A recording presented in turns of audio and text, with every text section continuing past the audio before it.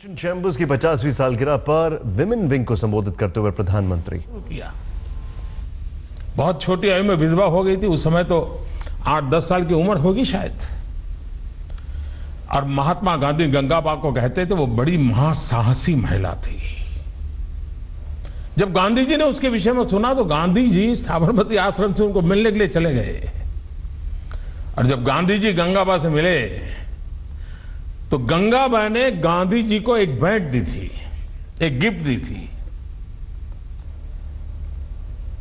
और आज जिस आजादी के आंदोलन के साथ जो चरखा गांधी जी के साथ हर पल दिखाई देता है, वो चरखा गंगाबा ने गांधी जी को भेंट दिया था।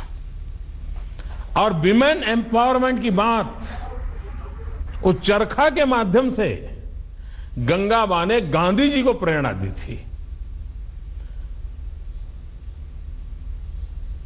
अब गंगाबा के नाम पर विमेन एम्पावरमेंट और विमेन एंटरप्रेन्योर्स को भी अवार्ड भी दिया जाता है।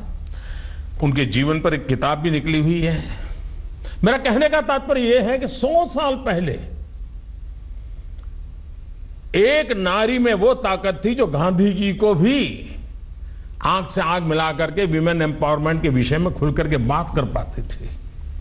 ये हमारे देश की नारी की ताकत है। हमारे समाज में भी एक नहीं लाखों करोड़ों गंगाबा है। बस उन्हें सशक्त एम्पावर करने की आवश्यकता है। आधुनिक भारत में मां बहनों को सशक्त करके ही देश आगे बढ़ सकता है। और इसी सोच के साथ सरकार प्रगतिशील फैसले ले रही है। जहां कानून बदलने की आवश्यकता है वहां कानून बदला जा रहा है। जहां नए नियम की जरूरत है वहां नए नियम बनाए जा रहे हैं। अभी हाल ही में मैटरनिटी एक्ट में बदलाव करके मैटरनिटी लीव को 12 वीक से बढ़ा करके 26 वीक कर दिया गया है। 12 हफ्ते से सीधा 26 हफ्ते। दुनिया के बड़े बड़े समृद्ध प्रगतिशील देशों में भी आज ऐसे नियम नहीं है।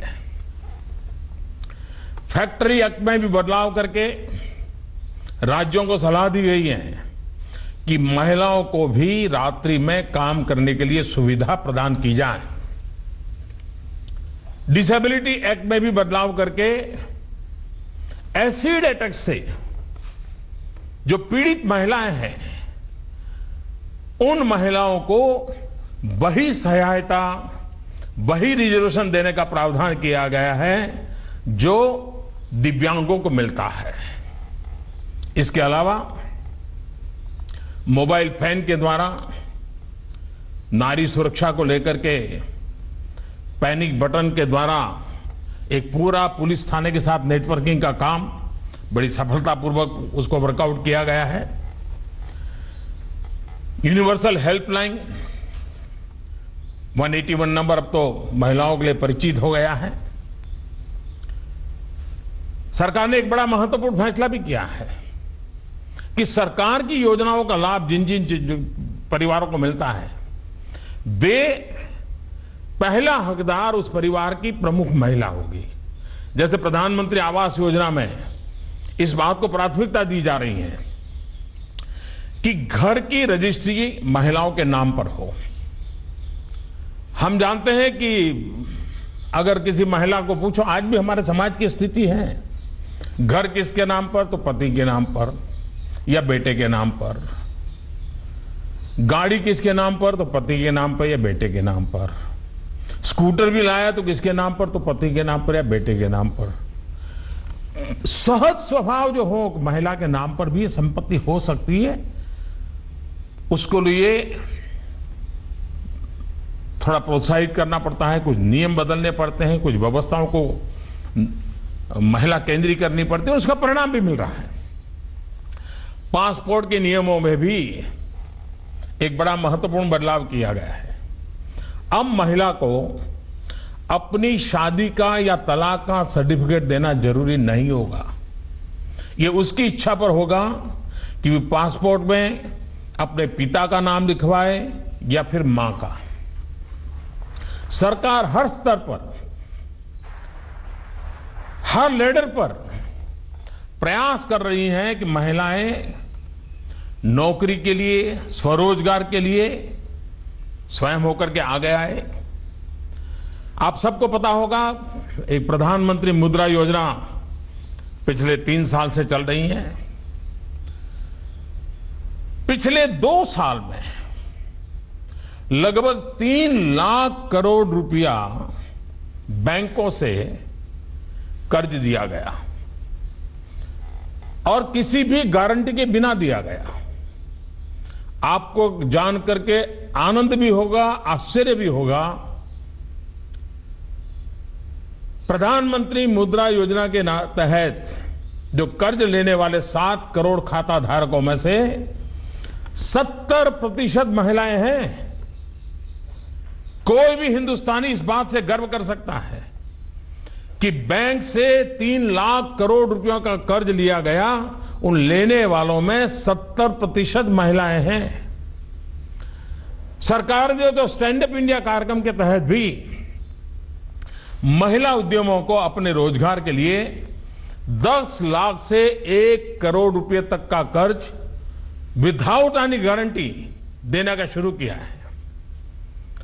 गरीब महिलाएं घर से निकलकर काम कर सके, रसोई के धुएं से उन्हें मुक्ति मिले।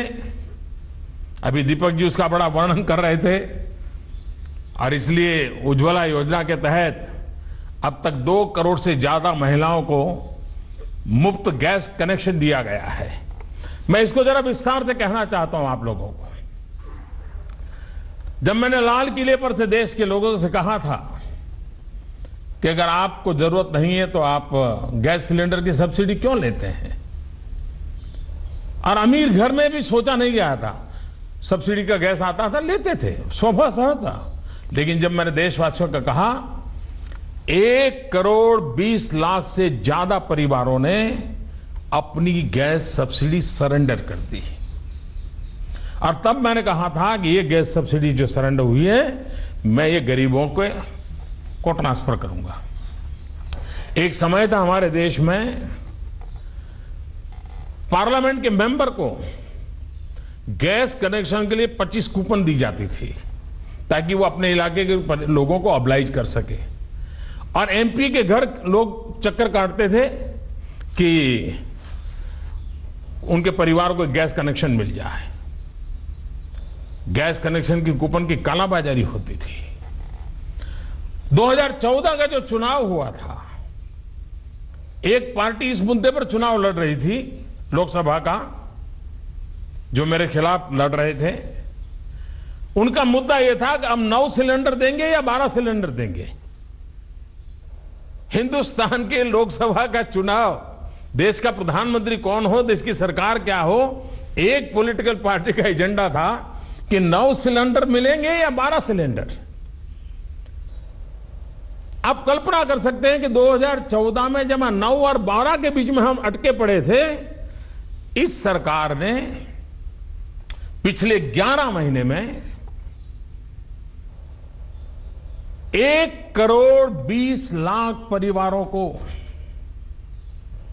गैस का चूल्हा पहुंचा दिया। और ये आप माताएं बहनें यहां बैठी हैं, आप इसका अंदाज कर सकते हैं। जब लकड़ी का चूल्हा जला करके मां खाना पकाती है तो एक दिन में उसके शरीर में 400 सिगारेट का धुआं जाता है। बच्चे उस घर में खेलते हैं तब क्या होता होगा, उनके शरीर का हाल क्या होता होगा। उस पीड़ा को समझ करके, उस वेदना को समझ करके इन मां बहनों को लकड़ी के चूल्हे के धुएं से मुक्ति दिलाने का मैंने एक अभियान छेड़ा।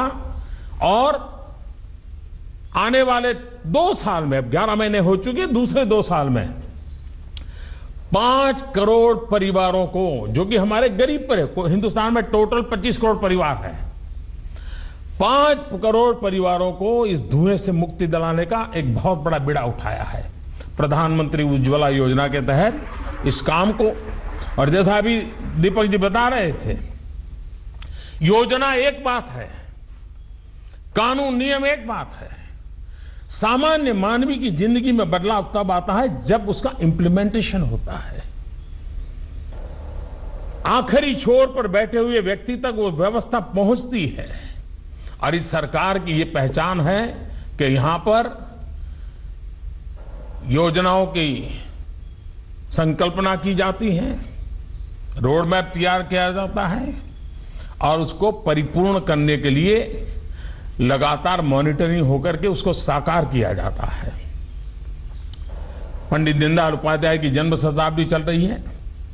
दीनदयाल अंत्योदय योजना के तहत पिछले 2.5 साल में 10 लाख से ज्यादा विमेन सेल्फ हेल्प ग्रुप बनाए गए हैं, जिसमें लगभग 3.5 करोड़ महिलाओं को जोड़ा गया है। इस वर्ष बजट में भी 500 करोड़ के निवेश के साथ महिला शक्ति केंद्रों की भी स्थापना के भी ऐलान किया गया है। बेटियों को बचत 2022 तक व्यक्ति के नाते मेरे द्वारा समाज के लिए करूं, संस्था के द्वारा मैं देश के लिए समाज के लिए करूं। आज हम आजादी की जिंदगी जी रहे हैं, हम अपने फैसले खुद कर रहे हैं। 125 करोड़ देशवासी अपने भाग्य के नियंता है। जिन आजादी के दीवानों ने देश को आजादी दिलाने के लिए अपने आप को बलि चढ़ा दिया, जवानी जेल में काट दी, कष्ट झेले, कुछ नौजवान फांसी के तख्त पर चढ़ गए, कुछ लोगों ने अपनी जवानी अंडमान निकोबार में काट दी। क्या उनके सपने पूरा करना है हमारा दायित्व नहीं है? और जब मैं हमारा दायित्व कहता हूं तब मैं सिर्फ सरकार की बात नहीं करता हूं, मैं 125 करोड़ देशवासियों की बात करता हूं। मैं आपसे आग्रह कर रहा हूं, हम जहां भी जाएं, जिसके भी साथ बैठे, 2022 आजादी के 75 साल, जैसे आजादी के पहले गांधी जी के नेतृत्व में हर गतिविधि आजादी लेके रहेंगे करते थे, आजादी के लिए अपने आप को जोड़ के रखते थे। कोई सफाई अभियान करता था तो भी आजादी के लिए करता था, कोई खादी बुनता था तो भी आजादी के लिए करता था, कोई लोगों को पढ़ाई का काम करता था तो भी आजादी के लिए करता था, कोई स्वदेशी का आग्रह करता था तो भी आजादी के लिए करता था। हर कोई जेल नहीं जाता था, हर लोग फांसी के तख्त में नहीं चढ़ते थे, लेकिन जहां थे वहां आजादी के लिए कुछ करते थे। क्या हम 2022 आजादी के 75 साल हमारे अपने योगदान के साथ मना सकते हैं क्या? मैं आज आप सबको इसके लिए आग्रह करता हूं कि हम 2022 के लिए कोई संकल्प करें, सपने संजोएं और देश और समाज के लिए कुछ कर गुजरने के लिए कुछ कदम हम भी चल पड़े। ये मेरी आपसे अपेक्षा है। देश के अलग अलग हिस्सों में महिला उद्यमी बहुत छोटे स्तर पर जो प्रोडक्ट तैयार कर रही है, वो कैसे एक बड़े प्लेटफॉर्म पर मार्केट प्राप्त करें, नेशनल इंटरनेशनल, जहां भी हम पहुंचा सकते हैं, वो अपनी पहल कैसे बना सकते हैं? क्या उन्हें इस बारे में जागरूक करने के लिए कोई अभियान शुरू किया जा सकता है? 2022 तक कोई टारगेट फिक्स किया जा सकता है कि इस लक्ष्य को ध्यान में रखते हुए 500 या 1000 कैंप लगाए जाएंगे। एक छोटा सा एक्सपेरिमेंट आपको मैं सुझाव देना चाहता हूंगा। आप जैसी एक कैटलिक एजेंट हो, जो संस्था काम कर रही हो, कॉर्पोरेट हाउस हो जो कुछ न कुछ प्रोडक्ट करते होंगे, और विमेन सेल्फ हेल्प ग्रुप हो। Corporate house in women self help group को स्किल डेवलपमेंट का काम करे, उनको रॉ मटेरियल दें, और जिस प्रकार की प्रोडक्ट की जरूरत उस कॉर्पोरेट हाउस को है वो उन सेल्फ हेल्प ग्रुप से करवा दें। और कॉर्पोरेट हाउस अपनी बड़ी प्रोडक्ट के साथ इसको जोड़ करके मार्केटिंग करे। आप देखिए कम खर्चे में एक बहुत बड़ा एक इकोसिस्टम तैयार होगा, जहां सरकार के कहीं बीच में आए बिना भी गरीब से गरीब लोगों को काम का अवसर मिल जाएगा। और इस दिशा में हम काम कर सकते हैं। आज भारत में वो ताकत है कि दुनिया भर में अपने मेहनती और कुशल कामगारों को भेज सकता है। क्या आपकी संस्था इस तरह का कोई ऑनलाइन प्लेटफॉर्म डेवलप कर सकती है जिससे नौजवानों को यह पता चले कि दुनिया के किस देश में इस समय किस तरह के स्किल की डिमांड है,